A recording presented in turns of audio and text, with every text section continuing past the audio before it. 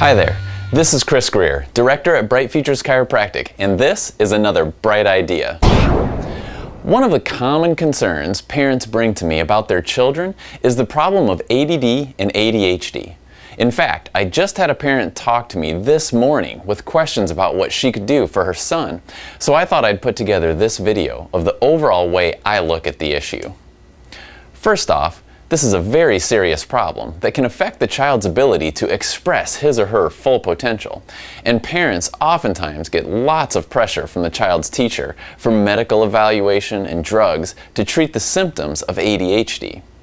Parents have told me how scary this is for them, but at the same time, they do not know where to turn. Here is one key concept and 4 items to keep in mind when working with a child so he or she can express her full potential. First is the concept of cause and effect. There are 3 types of stress that we experience in our environment: physical, chemical, and emotional. When you experience these things, your body responds as best as it can to the demand. Let's look at it like this. As environmental stress goes up, your body does its best to respond to that stress. Our nervous system recognizes the gap between function and demand and then responds appropriately. In the case of ADHD, when physical stress increases, like with injury, pain, lack of play, sitting, the body responds with the energy needed to address that. What do you think happens to attention? Yep, focus and attention get put to bridging this gap and not on schoolwork or chores.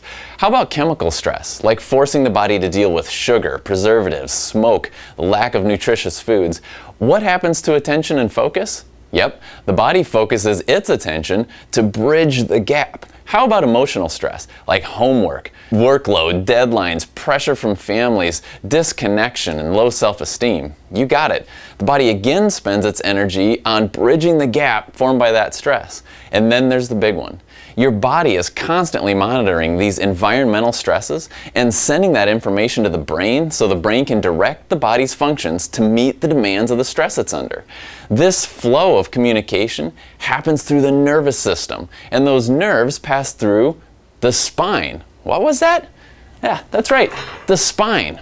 That flow of communication can be broken when there's restriction, misalignment to these spinal bones, and the body can't respond appropriately to the demands it's under. That's what I call subluxation. Here's the stress, and here's the body's response. That leaves the body in a state of stress. And in the case of ADHD, you can never expect improvement if that gap remains. So what do we do about it? First, we need to be conscious of the stresses we're under. Essentially, we need to decrease our abnormal stresses so our body can return to its state of resiliency and possibility. In our culture, the way we eat, the way we move, our emotional stress, and our poor spinal health tend to add up and use up all the body's focus and attention in an attempt to meet the demand.